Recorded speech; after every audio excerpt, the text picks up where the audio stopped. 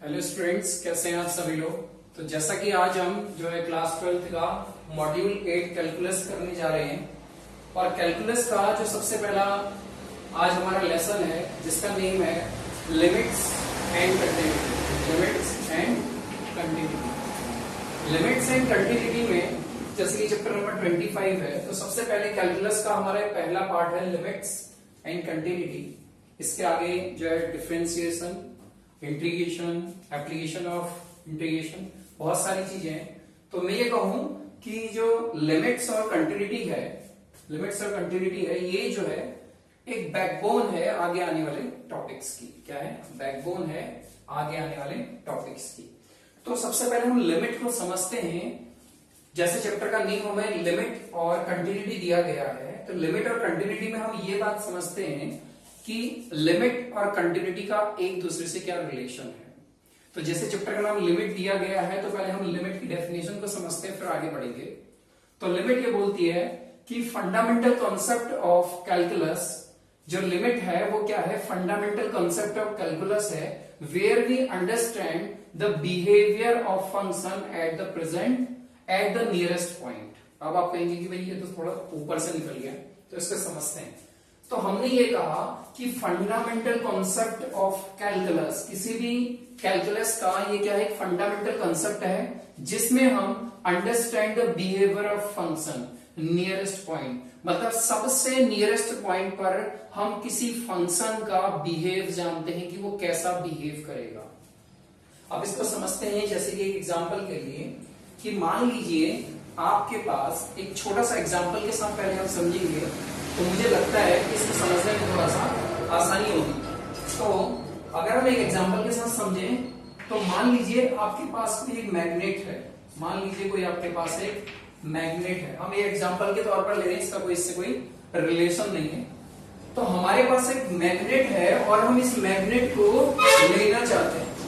Magnet को लेना चाहते हैं। तो अगर मुझे ये मैग्नेट लेना है, अगर मुझे मैग्नेट लेना है, सपोजन ये किसी पॉइंट 2 पर बैठा हुआ है, किसी पॉइंट 2 पर, तो ऑब्वियसली इधर 0 होगा और इधर -1 होगा, -2 होगा और -3 होगा, और इधर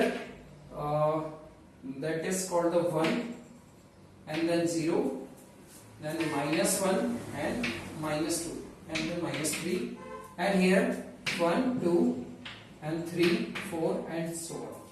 तो अगर हम इस मैग्नेट को पाना चाहते हैं, तो एक्चुअली में जब हमें इस मैग्नेट के पास जाना होगा, तो हम डायरेक्ट इस मैग्नेट के पास नहीं जाते। हमारी कोशिश ये होती है कि हम इसको इस वाली साइड राइट हैंड की तरफ से अप्रोच करें। क्या करें? राइट हैंड साइड से अप्रोच करें और यहां लेफ्ट हैंड साइड से इसको अप्रोच करें। हम इसके पास नहीं जाना चाहते। ये कॉन्सेप्ट हमें कहता है understand the behaviour of function. मान लीजिए कोई एक फंक्शन है और हम इसका बिहेव जानना चाहते हैं कि अगर मैं लेफ्ट हैंड साइड से इसकी ओर क्या करूं? अप्रोच करूं, और राइट हैंड साइड से इसकी ओर अप्रोच करूं, तो इस फंक्शन का बिहेवियर कैसा होगा? इस फंक्शन का बिहेवियर कैसा होगा? तो हम इसके नियरेस्ट नहीं जाते, हम इसके नियरेस्ट जाने की कोशिश करते हैं और इसके नजदीक वाले पॉइंट की ओर अप्रोच करेंगे, जिससे कि हम यहां ये पता कर पाए कि जो हमारा फंक्शन है उसका बिहेवियर क्या रहता है और वो कैसा रहेगा। अब इसको थोड़ा सा और आगे समझते हैं, एक एग्जांपल के साथ समझते हैं, तो और ज्यादा समझ में आएगा। ये मैग्नेट से आपको समझ में आया होगा कि हम किसी एक फंक्शन को लेफ्ट हैंड साइड और राइट हैंड साइड से क्या करते हैं? अप्रोचेस करने की कोशिश करते हैं, जिससे हमें ये पता चले कि इस फंक्शन का बिहेव कैसा कर रहा है। तो इसको समझने के लिए मैं एक एग्जांपल लेता हूं और एग्जांपल से समझता हूं कि एक्चुअली में ये लिमिट कहती क्या है। एक्चुअली में ये लिमिट कहती क्या है। Let the one example to understanding that. इसको समझने के लिए हम एक एग्जांपल लेते हैं। तो वो एग्जांपल हमसे क्या कहता है, तो हम एक एग्जांपल लेंगे। तो एग्जांपल कुछ ऐसा है। एग्जांपल फर्स्ट, एक एग्जांपल लेते हैं। सबसे पहले मान लीजिए कि हमारे पास कोई एक function limit x tends to 2 where the function r x square minus 4 upon x minus 2। अब थोड़ा सा इसके थोड़ा और नॉलेज दे देते हैं इसके बारे में कि सबसे पहले लिमिट x टेंस टू 2 का मतलब ये है कि आपको ये बता दूं कि जो ये आपको साइन दिखाई देता है ये है टेंस टू। मतलब कि हम ऐसा कह सकते हैं कि हम ये जो फंक्शन है x की वैल्यू है ये 2 की तरफ जा रही है। मैंने कहा था कि हम अप्रोच करेंगे तो ये जो वैल्यू है 2 की ये x की तरफ जा रही है। जहां x 2 को डिनोट करता है तो हम इसे पढ़ेंगे x टेंड्स टू, मतलब लिमिट क्या है x, ये साइन कहलाएगा tends to 2 where the function is x square minus 4 upon x minus 2। अब थोड़ा सा और आगे बढ़ते हैं। इसको समझने के लिए आपके दिमाग में एक लाइन आपने बिल्कुल दिमाग में छाप लेनी है। वो लाइन ये है कि हम इस x की वैल्यू डायरेक्टली 2 यहां रख सकते हैं। इस x की वैल्यू डायरेक्ट यहां रख सकते हैं। अगर हम डायरेक्ट वैल्यू यहां रखें और इसका कोई सॉल्यूशन आ जाए तो हम बोलते हैं कि ये जो फंक्शन होगा, जो ये फंक्शन होगा ये एक्चुअली में करेक्ट होगा। अगर यही फंक्शन कुछ ऐसा कर जाए, सपोज मानिए इस 2 की वैल्यू को उठाकर डायरेक्ट में यहां पुट कर दूं, समझाने के लिए डायरेक्ट में 2 की वैल्यू x की जगह पुट कर दूं तो 2 माइनस 2 इज 0। तो हम ये पाते हैं कि समथिंग अपॉन, मान लेते हैं कि हमारे पास यहां 4 है, something upon 0 equals to undefined, ये कहलाता है अनडिफाइंड। मतलब कि हमारा जो फंक्शन है वो अनडिफाइंड नहीं होना चाहिए। ये जो हमारा फंक्शन है ये अनडिफाइंड नहीं होना चाहिए। अगर मैं डायरेक्ट इस 2 की वैल्यू को यहां पुट कर दूं तो समथिंग अपॉन 0 आ जाएगा। तो मेरे समझ में ये आता है कि ये जो फंक्शन होगा ये अनडिफाइंड होगा। जो ये फंक्शन होगा क्या होगा, अनडिफाइंड होगा। तो हमें कुछ ऐसी ट्रिक लगानी है कि फंक्शन अनडिफाइंड ना हो। हम कुछ भी करें लेकिन हमारा फंक्शन अनडिफाइंड नहीं होना चाहिए। तो क्या मैं इस फंक्शन को कुछ ऐसे कन्वर्ट कर सकता हूं, लिमिट x टेंड्स टू 2, अगर इस वैल्यू को मैं कुछ ऐसा लिख दूं x square minus 2 square upon x minus 2, मतलब कि मैंने इस 4 को 2 की पावर 2 में कन्वर्ट कर लिया। हम इसको ऐसे भी डिनोट कर सकते हैं। अगर इसे सॉल्व करें तो लिमिट x टेंड्स टू 2 और ये वैल्यू हो जाएगा x plus 2 and x minus 2। ये फंक्शन हो जाएगा x plus 2 x minus 2 upon x minus 2। क्यों, इस बात को समझते हैं कि ये मुझे फंक्शन दिखाई देता है। मैंने पहले क्या किया, x square as it is minus 4 को कर लिया 2 की पावर 2 लिख सकते हैं।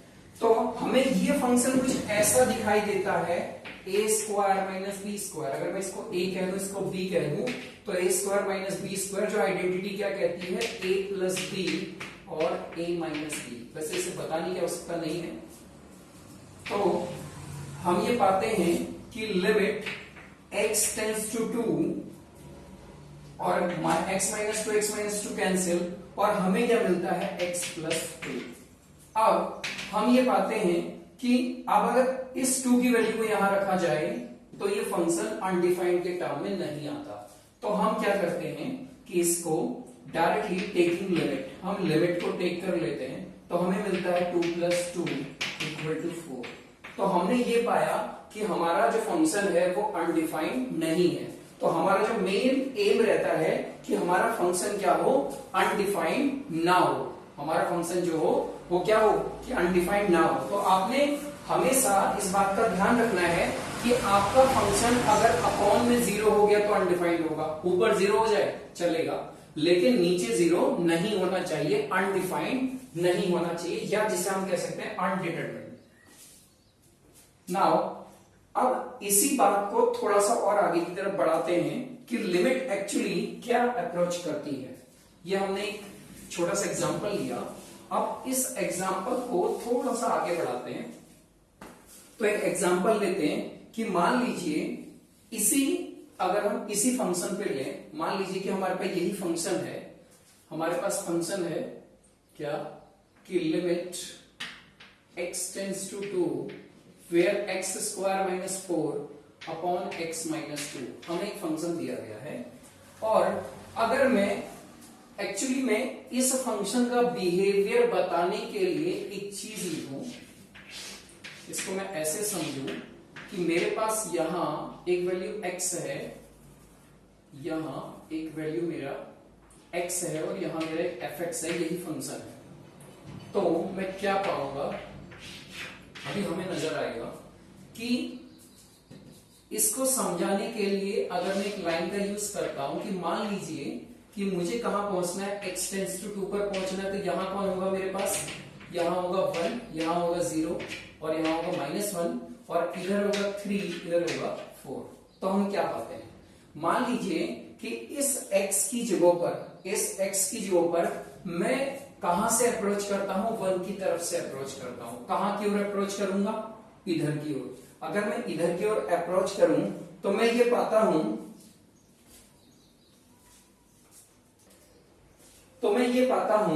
कि अगर हम इसमें इधर की तरफ से अप्रोच करें, मान लीजिए कि मैं यहां से इधर की ओर अप्रोच करूं, मतलब कि मान लो कि सपोजन मैं यहां 2.2 को एक वैल्यू रखूं, x की जगह पर 2.2 को एक वैल्यू रखूं, तो मुझे क्या मिलता है, 2.2 वैल्यू रखने पर फंक्शन में क्या वेरिएशन आता है, 2.2 मीन्स हो गया -4 upon 2.2 -2, so it becomes 0.84 upon 2.2 minus 2.2 divided by 0.2, so 2 4s are and 4 and 2, so it becomes, we got 2.2 means 4.4, approximately 4.4. Now let us check out. We got 4.4, the values 4.4 and अगर मैं 2.2 value रखूं तो मुझे मिलता है 4.4 और इसी जगह पर अगर हम वैल्यू 2.1 रखते हैं, सपोजन मैंने 2.2 रखा, यहां कहीं वैल्यू रखी, फिर 2.1 पर आए, तो अगर मैं 2.1 वैल्यू रखूं तो मुझे मिलता है 2.1, so 441 point -4 over 2.1 minus 2, so it becomes 0.41 minus upon 0.1, so it becomes 4.1, it becomes 4.1। तो हमारे समझ में ये आता है कि अगर जब मैं क्या कर रहा हूं, इधर की तरफ से अप्रोच करूं तो मैं कहां की हो जाता हूं, 2.1 2.2 अभी 2.2 है, फिर 2.1 आया, फिर कम होता जाएगा, तो मेरी अप्रोच है वो कहां की ओर जाती जा रही, 2 की ओर। इस बात को हम ऐसे समझते हैं कि जब मैं इस फंक्शन में इधर से अप्रोच करता हूं, 2.2 वैल्यू रखूं तो मुझे मिलता है 2.2 वैल्यू रखूं तो मुझे फंक्शन मिलता है 4.4, और अगर मैं थोड़ा सा कम वैल्यू रखूं, मतलब और नजदीक की ओर जाऊं, 2.1 वैल्यू रखने पर मुझे क्या मिलता है, 4.1। तो मतलब कि जब मैं 2 की ओर अप्रोच कर रहा हूं, तो कहां की ओर चला जाता हूं, 4 की तरफ जा रहा हूं। कहां की तरफ जा रहा हूं, 4 की तरफ। अप्रोच कहां की ओर हो रही है, 2 की तरफ, और जा कहां की ओर रहे हैं, 4 की तरफ। आगे बढ़ते हैं। अगर ये काम जो है हमने आरएचएस की तरफ से किया, मतलब आरएचएस की तरफ से आगे की ओर बढ़े, यही काम अगर हम एलएचएस की तरफ से करें और इसको दिखाने की कोशिश करें, ये हमारा x और ये हमारा fx, तो हम ये पाते हैं कि अगर हम x की वैल्यू को पुट करते हैं, कहां से, लेफ्ट हैंड से, अगर मैं यहां से पुट करूं इधर की ओर, तो मान लीजिए मैं वैल्यू 1.2 रखता हूं, तो 1.2 रखने पर हमें 1.2 means 1.44 minus 4 over 1.2 minus 2, so it becomes minus is plus, so 6 is 50 and becomes 3, 2.56 upon it becomes 1.2 minus 2 is 0.8, minus is cancel out, so point is here,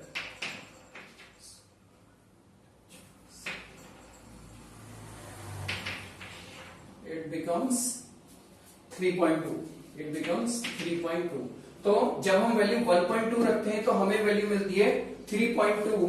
अगर अब मैं क्या करता हूं कि 1.2 वैल्यू रखी तो यहां से अप्रोच करते हुए आगे बढ़ता हूं, और अगर 1.2 की जगह वैल्यू 1.8 रख लूं, 1.8 और आगे की तरफ बढ़ूं, ये हमारे पास है 1.2।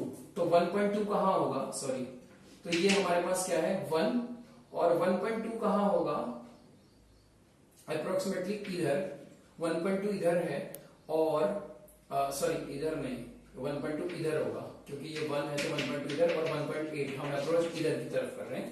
तो 1.2 वैल्यू रखूं तो मुझे क्या मिलता है, 1.2 मिलने पर 3.2 वैल्यू मिलती है। अगर 1.8 रखूं, 1.8 अगर यहां वैल्यू रखूं, -4 over 1.8 minus 2, so it becomes 64, 670, 6 minus, and it becomes 2, so it becomes 0.2, cancel out minus minus plus, so it becomes 3.6, 3.8, 3.8.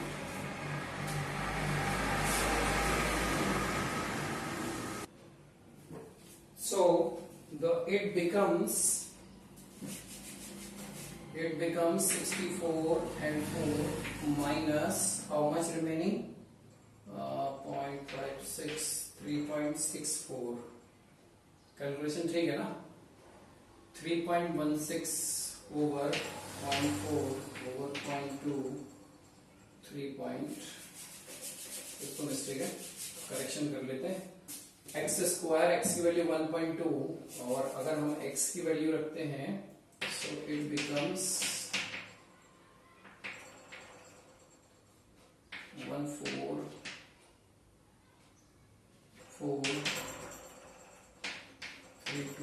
3.24 minus 4, it becomes upon 1.8 minus 2, so the resultant will be 630 and 70, 0.76 over 0.6 over 0.2, it becomes 0.2.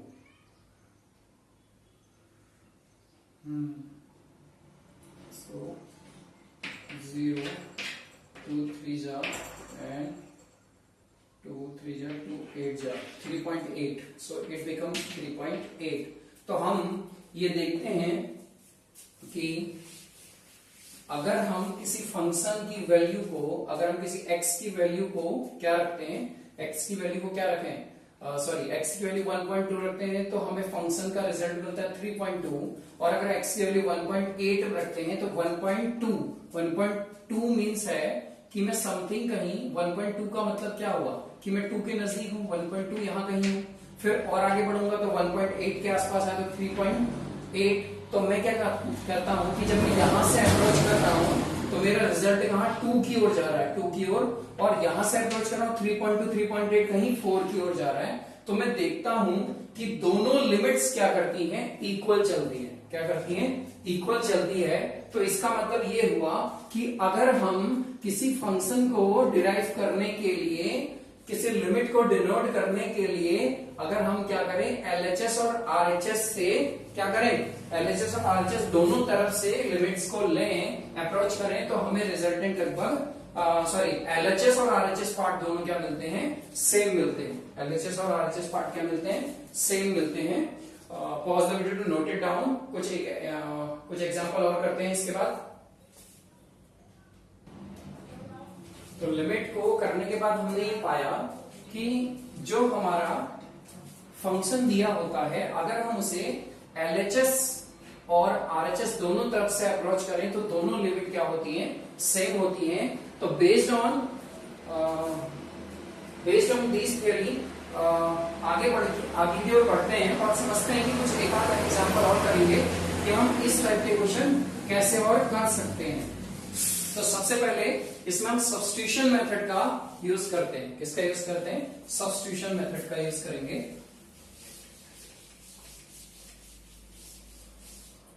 तो पहला question हम लेते हैं।